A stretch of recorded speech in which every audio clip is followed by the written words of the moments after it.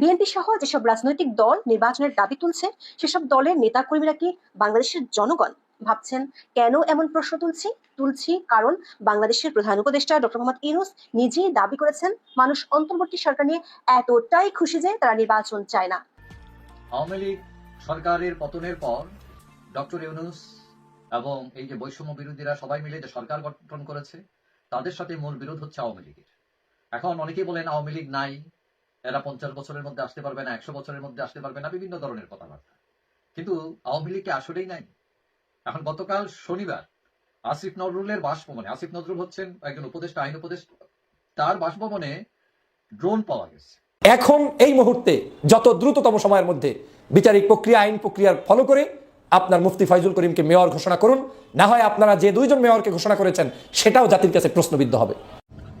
Doctor Asif Nazrul Islam, আপনি যদি আজকের দিনে বলেন যে এই মানুষটাকে কোন দল সাপোর্ট করে, তিনি এই মুহূর্তে সবাই চক্ষুশূল। যেমন আওয়ামী লীগের কাছে তিনি সবচেয়ে বড় একজন ভিলেন, বিভিন্ন পোস্ট, বিভিন্ন নেতাকর্মীদের স্টেটাস এটাকেই প্রমাণ করে। অপরদিকে বিএনপির কাছেও তিনি কিন্তু একজন বড় ধরনের খলনায়কে পরিণত হয়েছেন। অনলাইন ইনফ্লুয়েন্সার বা কিংদের কাছে তিনি একটা খলনায়ক, জামাতের কাছেও তিনি কিন্তু খলনায়ক। দিন শেষে আসিফ নজরুল ইসলাম তিনি কার? মুক্তিযুদ্ধ এবং মুক্তিযোদ্ধা এসব শুনলে বা দেখলে জামায়াতে তাদের গায়ে আগুন জ্বলবে, এটা স্বাভাবিক, বোধগম্য। লন্ডনে জামাত ইসলামীর আমিরের সাথে তারেক রহমানের যে আন্ডারস্ট্যান্ডিং হয়েছিল সাময়িক, সেটা আর টিকলো না, বনিবনা কিন্তু শেষ পর্যন্ত হলো না। কিছুক্ষণ আগে আপনারা জাতীয় পত্রিকায় দেখতে পাচ্ছেন যে জামাতের আমির ডাক্তার শফিকুর রহমান সাহেব বলেছেন, ঐক্যের বিকল্প নাই বাংলাদেশে, ঐক্য ছাড়া বাংলাদেশের স্বাধীনতা সার্বভৌমত্ব ধরে রাখা যাবে না। ঐক্যের জন্য যে আহ্বান জানিয়েছেন, সেই আহ্বানের অনুষ্ঠানে আবার উপস্থিত ছিলেন বিএনপি চেয়ারপারসনের এক সময়ের পেশ সচিব জনাব শিমুল বিশ্বাস। আসসালামু আলাইকুম এভরিওয়ান, কি অবস্থা সবার? আশা করছি সবাই ভালো এবং সুস্থ আছেন। প্রতিদিনের মতো আমি ফারুকি ইউটিউব চ্যানেলের পক্ষ থেকে সোয়াইব আপনাদের সাথে আছি। আপনারা ইতিমধ্যে ভিডিওর কিছু টাইটেল এবং থাম্বনেল এবং কিছু অংশবিশেষ দেখে জানতে পেরে গিয়েছেন ভিডিওটা কতটুকু গুরুত্বপূর্ণ হতে যাচ্ছে। আপনারা সম্পূর্ণ পুরো ভিডিওটি দেখলে বুঝতে পারবেন ভিডিওটা আরও কতটা তথ্যবহুল এবং গুরুত্বপূর্ণ। সো আশা করবো এক মুহূর্ত না টেলে সম্পূর্ণ পুরো ভিডিওটি আপনারা দেখবেন। সম্পূর্ণ ভিডিওটি শুরু করার আগে আপনাদের কাছে একটা অনুরোধ জানিয়ে রাখতে চাই, যারা আমাদের এই ইউটিউব চ্যানেলে এখনও নতুন, তারা অবশ্যই সাবস্ক্রাইব করে একটা লাইক দিয়ে পাশে থাকবেন। সো চলুন শুরু করি, লেটস বিগিন। আওয়ামী লীগ সরকারের পতনের পর ডক্টর ইউনূস এবং এই যে বৈষম্য বিরোধীরা সবাই মিলে যে সরকার গঠন করেছে, তাদের সাথে মূল বিরোধ হচ্ছে আওয়ামী লীগের। এখন অনেকেই বলেন আওয়ামী লীগ নাই, এরা 50 বছরের মধ্যে আসতে পারবে না, 100 বছরের মধ্যে আসতে পারবে না, বিভিন্ন ধরনের কথাবার্তা। কিন্তু আওয়ামী লীগ কি আসলেই নাই? এখন গতকাল শনিবার আসিফ নজরুলের বাসভবনে, আসিফ নজরুল হচ্ছেন একজন উপদেষ্টা, আইন উপদেষ্টা, তার বাসভবনে ড্রোন পাওয়া গেছে। এবং এটা পাওয়ার পর সরকার একদম নড়েচড়ে বসছে এবং তার নিরাপত্তা জোরদার করেছে। এখন ড্রোনটি পাওয়া গেছে আসিফ নজরুলের যে বাসা আছে তার বাগানে, এখানে আম গাছের নিচে, এবং এটা খুঁজে পায় তার মালি, বাগানের যে পরিচর্যা করেন তিনি পেয়েছেন। এখন এটার পর পুলিশের ফরেন্সিক ডিপার্টমেন্টের লোকজন এসে ড্রোনটা উদ্ধার করে নিয়ে যায় এবং এটা এখন তদন্তের মধ্যে আছে। এখন খুঁজে বের করার চেষ্টা করা হচ্ছে কে বা কারা পাঠালো এই ড্রোন, তাদের উদ্দেশ্য কি। এখন এই ড্রোনের গায়ে লেখা ছিল মেড ইন চায়না এবং এটার ওজন 249 গ্রাম। কিন্তু এটা ড্রোনের মধ্যে কোনো মেমোরি কার্ড পাওয়া যায়নি। এখন মেমোরি কার্ড না পাওয়া অনেকটা বোঝা যাচ্ছে যে এটার ইম্পর্টেন্স তুলনামূলকভাবে কম, এটা প্রাথমিকভাবে সেটা মনে হচ্ছে। এখন এই যে ভিডিওটা, মানে এই যে ড্রোনটা, এখানে একটা সিসিটিভি ছিল, সিসিটিভির ক্যামেরায় দেখা যায় যে শুক্রবার বিকেল 5:29 এই ড্রোনটা ল্যান্ড করেছে, অবতরণ করেছে তার বাগানের মধ্যে। তো এখন কথা হলো, এই যে ড্রোনটা, এটা কি কেউ পাঠিয়েছে কোনো গোয়েন্দাগিরি করার জন্য, নাকি এটা কোনো খেলনা জাতীয় ড্রোন? এখন গোয়েন্দা ড্রোন হলে, বিশেষায়িত কোনো ড্রোন হলে প্রশ্ন উঠে যে এটা কেন পাঠালো, কারা পাঠালো, কি উদ্দেশ্যে পাঠালো, এটা বিপজ্জনক না বিপজ্জনক না, এই ধরনের বিভিন্ন প্রশ্ন আসে। এখন আসিফ নজরুল, তার বাসায় পাঠানো হলো, তার চেয়ে তো ইম্পর্টেন্ট লোক আছে এই সরকারে, কিন্তু তার বাসায় কেন পাঠানো হলো? এখন একটা কথা আছে যে কে পাঠালো, যখন প্রশ্ন উঠে প্রথমেই আঙুল উঠে আওয়ামী লীগের দিকে, মানে যত দোষ নন্দ ঘোষ, সরকারের বিরুদ্ধে কিছু হলে এটা আওয়ামী লীগ করছে, এটা একটা কমন জিনিস। এখন সাথে সম্পৃক্ত হয় ভারত। এখন যদি সত্যি সত্যি এটা আওয়ামী লীগ বা তার মিত্ররা পাঠিয়ে থাকেন, তাহলে এটা বুঝতে হবে আওয়ামী লীগ একদম ফুরাইয়া যায় নাই, এরা এখনো তৎপর এবং তারা যে কোনো সময় যে কোনো কিছু করতে পারে। এখন যদি তদন্তে প্রমাণ হয় ড্রোনের পেছনে আওয়ামী লীগ, তাহলে যারা বলছেন যে আওয়ামী লীগ নাই, আওয়ামী লীগ শেষ, ফিরতে পারবে না 50 বছরে, তারা তখন মিথ্যা হয়ে যাবে। এখন এই অবরোধের মধ্যেও বিভিন্নভাবে আওয়ামী লীগ আমরা দেখছি তারা জানান দিচ্ছে, বিভিন্নভাবে তারা ফুরাইয়া যায়নি, তারা আসছে। এখন যে বিষয়টা আসছে যে এইভাবে আর কতদিন, 8 মাস চলে গেছে যে আওয়ামী লীগকে নামতে দিবে না, আবার আওয়ামী লীগ এত বড় দল, হ্যাঁ, এটা আপনি চাইলে এটাকে শেষ করে দিতে পারবেন না, এটা রাজনৈতিক সমাধান দরকার। এখন বিগত 15 বছরের শাসনে আওয়ামী লীগের অনেক লোক এটা অন্যায় করেছে, এটা সত্য, কিন্তু এর সংখ্যা কত? Less than 1%। কিন্তু 99% মানুষই তো হচ্ছেন যে এরা নিরহ প্রকৃতির। এখন সবাইকে যদি চাপিয়ে বসে সরকার, গণহারে গ্রেফতার, নামতে দিবে না, কথা বলতে দিবে না, হ্যাঁ, তাহলে ডেমোক্রেসিটা কোথায় থাকে? এখন যারা অন্যায় করেছেন ধরেন, সমস্যা নাই, কিন্তু আপনার তো এই শক্তি নাই, বা গণতন্ত্রের ডেফিনেশনে এটা পড়ে না যে আপনি সবাইকে অবরুদ্ধ করে রাখবেন। এটার সমাধান দরকার। এখন আপনারা বলতেছেন আওয়ামী লীগ অন্যায় করেছে, এখন আপনারাও তো অন্যায় করছেন আওয়ামী লীগের উপর। এখন একটি অন্যায়ের সমাধান করতে গিয়ে আপনারা যদি আরেকটা অন্যায় করেন, তাহলে কি এটা সমাধান আসে কিনা? এবং তাতে কিন্তু দেশও ক্ষতিগ্রস্ত হচ্ছে, রাজনীতিও ক্ষতিগ্রস্ত হচ্ছে। তো আশা করি এটা সরকারও বুঝে, কিন্তু বুঝেও তারা হয়তো বিভিন্ন চাপে আছে, বিশেষ করে এই যে নাগরিক বৈষম্যরা, কিন্তু এরাও বেসিক্যালি কয়েকদিন টিকবে, তাদের তো রাজনৈতিক কোনো সংগঠনও সেরকম নাই। তো আমি মনে করি, যাই হোক, এটা হলো যে একটা সমাধানে আসা দরকার, সেটা হলো রাজনৈতিক সমাধান।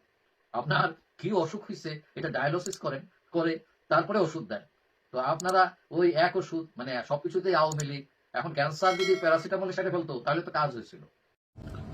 ডক্টর আসিফ নজরুল ইসলাম, আপনি যদি আজকের দিনে বলেন যে এই মানুষটাকে কোন দল সাপোর্ট করে, তিনি এই মুহূর্তে সবারই চক্ষুশূল। যেমন আওয়ামী লীগের কাছে তিনি সবচেয়ে বড় একজন ভিলেন, বিভিন্ন পোস্ট, বিভিন্ন নেতাকর্মীদের স্টেটাস এটাকেই প্রমাণ করে। অপরদিকে বিএনপির কাছেও তিনি কিন্তু একজন বড় ধরনের খলনায়কে পরিণত হয়েছেন।